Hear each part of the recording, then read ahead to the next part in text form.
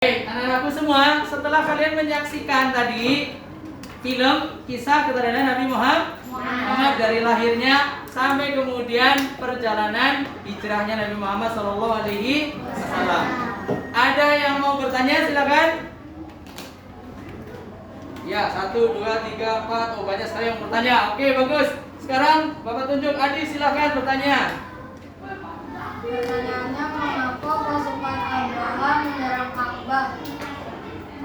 Mengapa? Pasukan Abraham menyerang Ka'bah. Oke, bisa dipahami pertanyaannya? Ya, siapa yang menjawab? Ayo, silakan dijawab. Kenapa kok pasukan Abraham mau menyerang Ka'bah? Ada yang tahu jawabannya? Tuh, tadi kan sudah. Karena Abraham tidak mau disaingi. Dia ingin semua orang datang ke tempatnya Abraham agar kekayaannya pindah ke Abraham. Di mana Abraham? Di negeri Yaman. Baik. Yang mau berikutnya, yang bertanya berikutnya. Oke. Mas Hashim dulu. Silakan Mas Hashim. Untuk apa orang-orang dari kampung Sakat mencari bayi untuk disusui? Ya, sekali lagi pertanyaannya, diulang. Untuk apa orang-orang dari kampung Bani Sakat mencari bayi untuk disusui? Ya. Kenapa orang-orang Bani Sa'id mencari bayi untuk menyusui? Apa jawabannya? Oke, silakan. Siapa namanya, Nak? Rafadia. Rafadia, silakan Rafadia. Apa alasannya? Karena ingin mendapatkan upah. Yang ini suaranya. Karena ingin mendapatkan upah. Karena ingin mencari uang supaya menghidupi keluarga mereka. Jadi mereka salah satu usahanya adalah menyusui bayi dari kota dari keluarga yang kaya. Nah, Nabi Muhammad dianggap sebagai keluarga kaya, sehingga orang-orang datang untuk mencari bayi. Yang mereka cari tidak hanya bayi Muhammad, dari bayi-bayi yang lain juga mereka dapati dari orang-orang yang di kampung yang lainnya. Baik, jadi tujuannya supaya mendapatkan uang. Baik, berikutnya yang ketiga, siapa yang bertanya? Oke, Mbak Silvi, silakan. Kenapa ayahnya Nabi Muhammad meninggal sebelum Nabi lahir? Ada yang tahu jawabannya? Yuk, silakan. Pertanyaannya luar biasa tadi ya, tidak dijelaskan di dalam video. Baik, Nabi Muhammad lahir dalam kondisi yatim. Ayahnya sudah meninggal. Kenapa aku meninggalnya? Karena sakit. Karena ayahnya Nabi Muhammad ketika Muhammad masih dalam kandungan ibunda sakit ketika melakukan perjalanan dagang ke negeri Syam. Begitu pulang sakit. Paham tuh? Ya, baik. Dari kisah keteladanan tadi, Nabi Muhammad salah satunya adalah melakukan apa? Menggembala kambing. Ya. Dari menggembala kambing menunjukkan Nabi Muhammad seorang yang bagaimana? Yang malas apa rajin bekerja? Rajin bekerja. Sabar apa tidak sabar? Sabar. Karena ikut pamannya yang tidak kaya-kaya amat. Ya, Abu Thalib bukan orang yang kaya. Sehingga untuk memenuhi kebutuhan, salah satunya Nabi Muhammad bekerja menggembalakan kambing. Baik, nilai keteladanan Nabi Muhammad di situ adalah kesabaran. Bayangkan, sudah kecil sudah menjadi yatim, ikut sama kakeknya meninggal, ikut sama pamannya, bersama pamannya ikut bekerja, termasuk diajak dagang ke negeri Syam. Di dalam perjalanan ketemu dengan seorang pendeta, namanya pendeta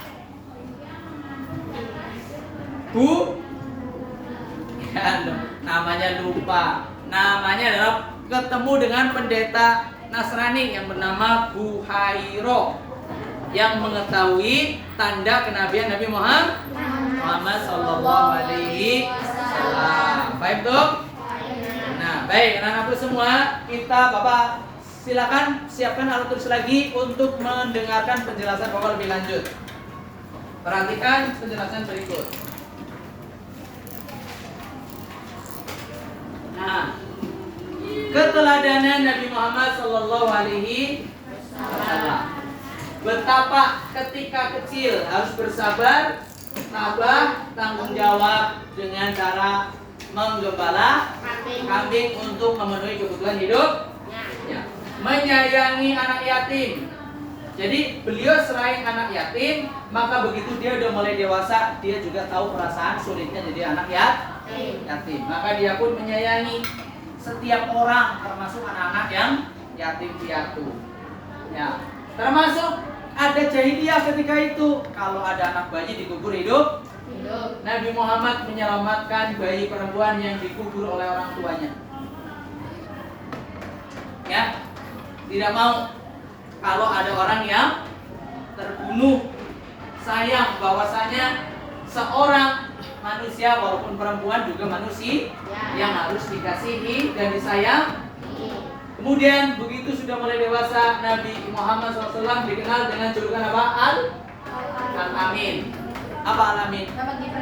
Percaya. Kapan peristiwanya? Ketika sekitaran umur ya sudah dewasa Nabi Muhammad SAW, terjadi perbaikan Ka'bah.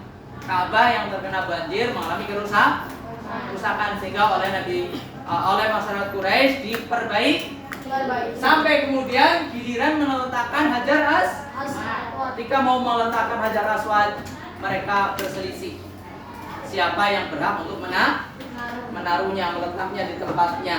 Maka mereka ambil berperang. Berikutnya mereka kemudian bersih. Mereka akhirnya memutuskan siapa yang datang duluan, dia yang menaruhnya. Begitu datang muncul siapa? Nabi Muhammad. Maka mereka bergembira. Mereka apa? Bergembira. Mereka bilang begini, Ja'al Amin.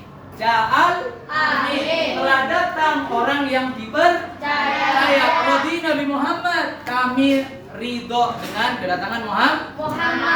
Liyahkum huwa, agar dia memberikan keputusan.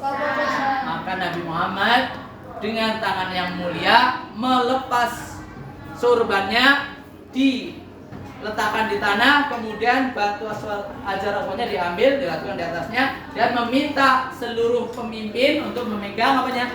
Ujung kainnya. Diangkat bersama-sama ke dekat tempat mau diletakkan Hajar. Maka Nabi yang mulia mengambil batu Hajar Aswad dan meletakkannya di tempatnya dengan tangannya yang mulia. Sehingga Nabi Muhammad dikenal dengan Al-Amin. Al-Amin, yang dipercaya. Begitu semua orang Arab mengenal Muhammad sebagai orang yang dipercaya. Baik, nah, berikutnya anakku semua, perhatikan penjelasan selanjutnya. Nabi Muhammad mendapati kaumnya adalah mereka penyembah berhala. Ada yang namanya Manat, ada namanya Lata, ada namanya Uzza. Apakah Nabi Muhammad ikut menyembah mereka? Tidak. Nabi Muhammad tidak pernah ikut menyembah berhala. Kemudian pergaulan masyarakat Arab suka mabukan. Nabi Muhammad suka enggak? Tidak ikut minuman keras, minuman arak, minuman yang memabukkan. Berpesta pora. Apakah Nabi ikut-ikutan pesta-pestaan? Nabi tidak suka ikut pesta-pestaan. Itulah keteladanan Muhammad SAW. Berikutnya, ketika berdagang dikenal sebagai as-sadiqul amin, orang yang benar dan jujur.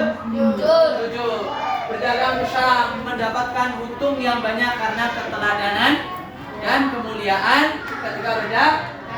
Sampai kemudian pulang menikah dengan Khadijah yang memiliki harta benda yang dibawa oleh Nabi Muhammad untuk berdagang ke negeri. Menikah Nabi Muhammad dengan Khadijah.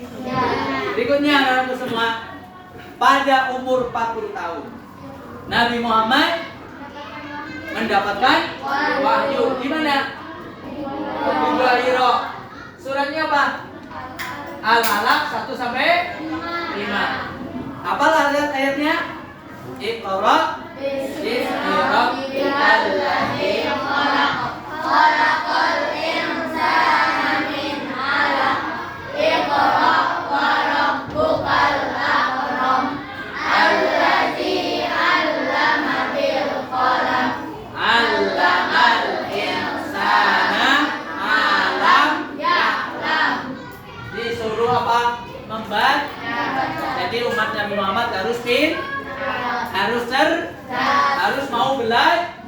supaya cerdas. Nah, seperti itu, ya. Sementara Nabi Muhammad bisa baca nggak? Nggak bisa baca, tapi Nabi Muhammad diberikan keajaiban oleh Allah SWT langsung hafal. Cerdasnya luar biasa Nabi Muhammad SAW. Maka kita manusia harus mengikuti teladan Nabi Muhammad SAW agar menjadi orang yang rajin beribadah, rajin belajar, rajin baca Quran.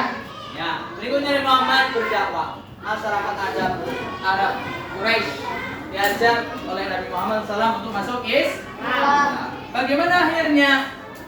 Nabi Muhammad mengajarkan mereka Islam dengan kesungguhan, dengan keteladan, sehingga masuk Islamlah beberapa orang di awalnya, yaitu dengan cara mereka diajak satu secara pelan. Ada Khadijah, ada Ali bin Abi Thalib, ada Abu Dzar Al-Ghifari dan selanjutnya sampai kepada orang-orang mulai masuk Islam yang disebut dengan Sabiqunal Awwalun. Baik, anak-anakku semuanya, alhamdulillahirrahmanirrahim. Selanjutnya di dalam berdakwah, ya, Nabi Muhammad tabah dalam menjalankan dakwah. Yang pertama, ketika berdakwah di Taif dilempari dengan batu, dilindungi oleh Zaid sehingga Zaid mengalami luka. Siapa Zaid? Anak angkat Nabi Muhammad yang beriman, yang melindungi Nabi Muhammad.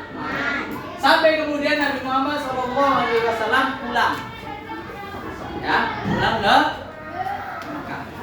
Nah, sampai akhirnya singkat ceritanya Nabi Muhammad kemudian terus berdakwah dan mengalami penyiksaan pengikut Nabi Muhammad disiksa oleh kaum Quraisy, oleh para pembesarnya. Nah, sampai akhirnya Nabi Muhammad puncaknya mau dibunuh, maka tibalah saatnya hijrah ke Madinah. Di dalam perjalanan hijrah bersembunyi di Gua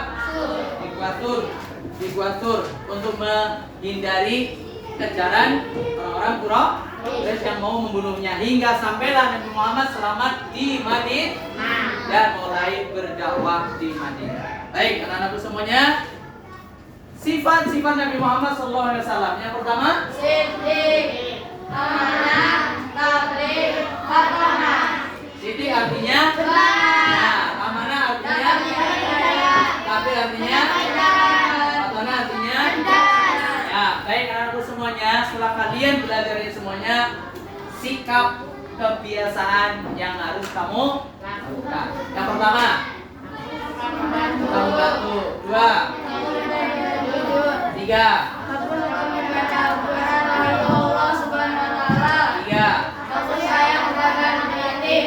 aku yakin bahwa Muhammad Sallallahu Alaihi Wasallam adalah Nabi. Bisa dipahami semua? Baik. Untuk itu Bapak akan membagi kalian menjadi 5 kelompok sekarang. Siap ya untuk berdiskusi sekaligus mengerjakan lembar kerja peserta didik yang akan Bapak bagikan. Kelas 5 dan kelas 6. Sekali lagi, waktunya pulang kelas 5. Nanti kalian pilih ketuanya siapa ya.